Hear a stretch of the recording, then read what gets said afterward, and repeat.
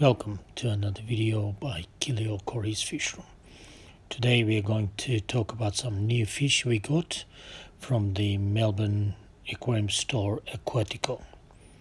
We recently heard about a couple of interesting fish Aquatico got imported, and we have been in touch with them and decided to get a number of the fish they got.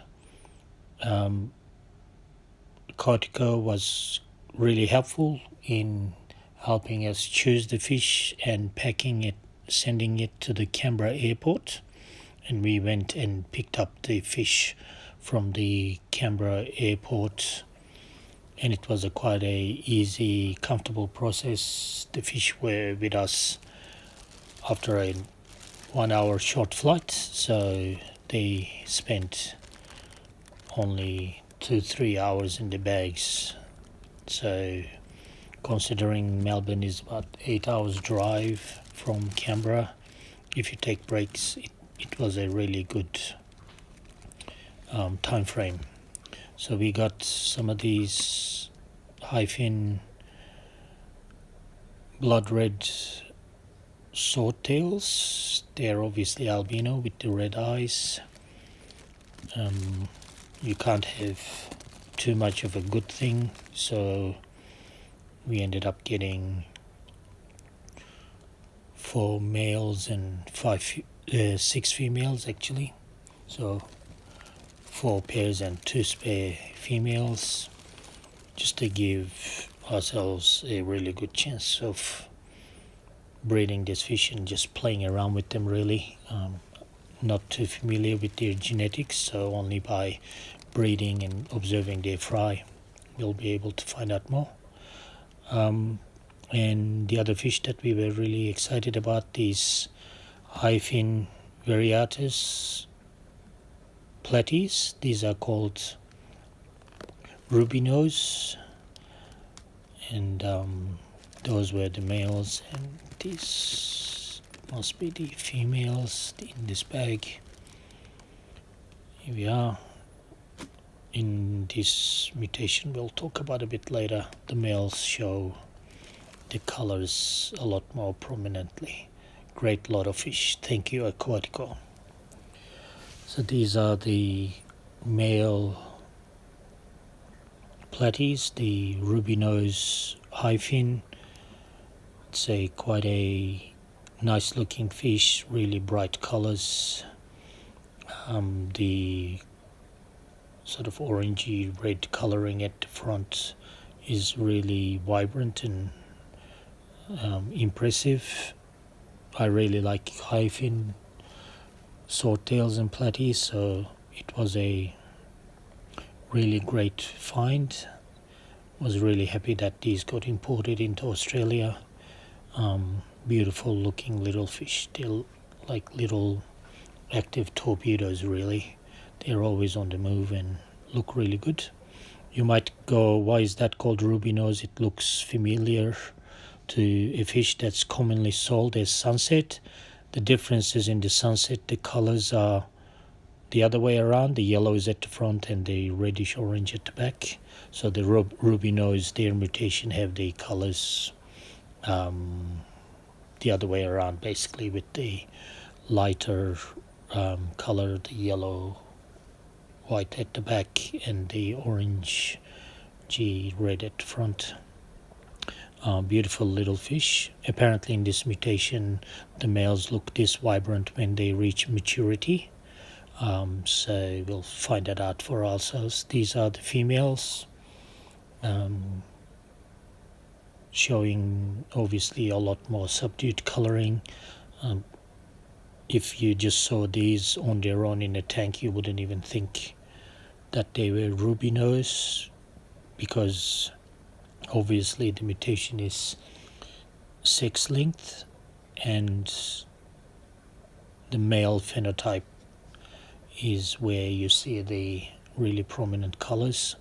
But these females, the important thing for me, have nice HiFins to be able to work with, and hopefully these guys will prove fertile and I'll be able to breed from these guys. I've already put them together in the same tank, so we'll see what happens and how long that takes.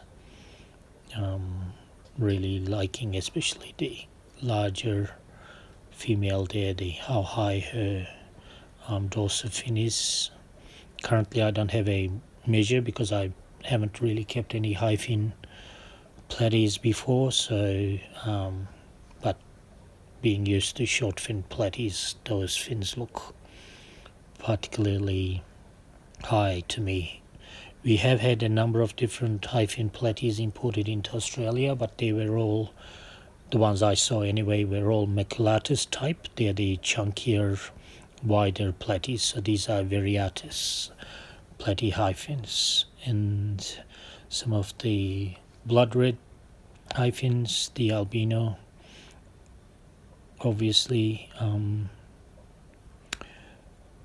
they look good. Various sort of lengths in the dorsal fin. When you buy already adult fish, it's sort of hard to gauge how old they might be, but one of the females in this shot already looks gravid, so I'll probably separate her out soon to get try to save some of the fry. One thing that was interesting for me is the two of the fish in this video are a bit darker,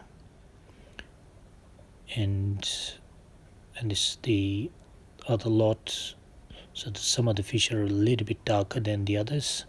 It could be because they just came out of a shipping bag.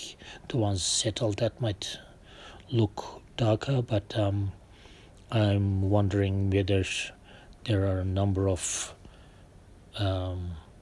copies of the gene involved, where when they have double doses and whatever, whether they look darker and what makes them look lighter and darker. Obviously this albino plays a part, so I really don't have much experience with playing with the genes of these fish, so it's going to be another fun experiment.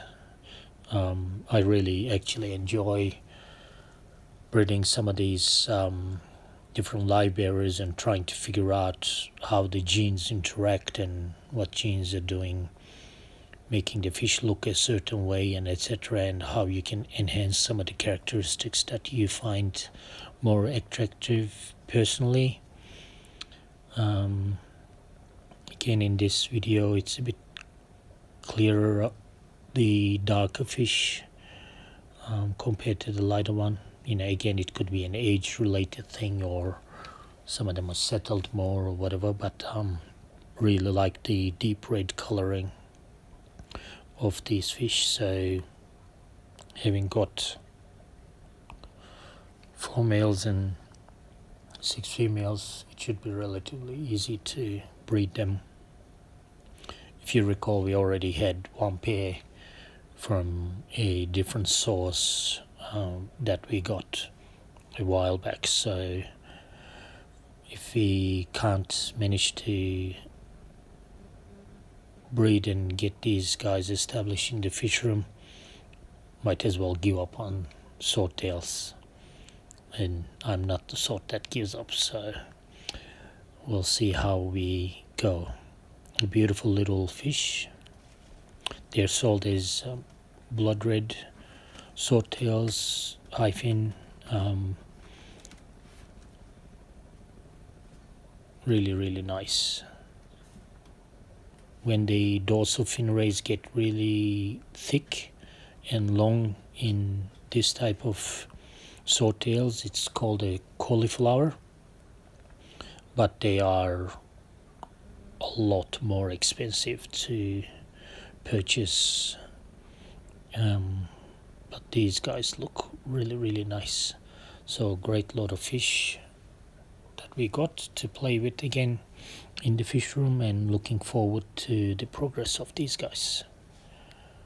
Thank you for watching this video by Kilio Corey's Fish Room.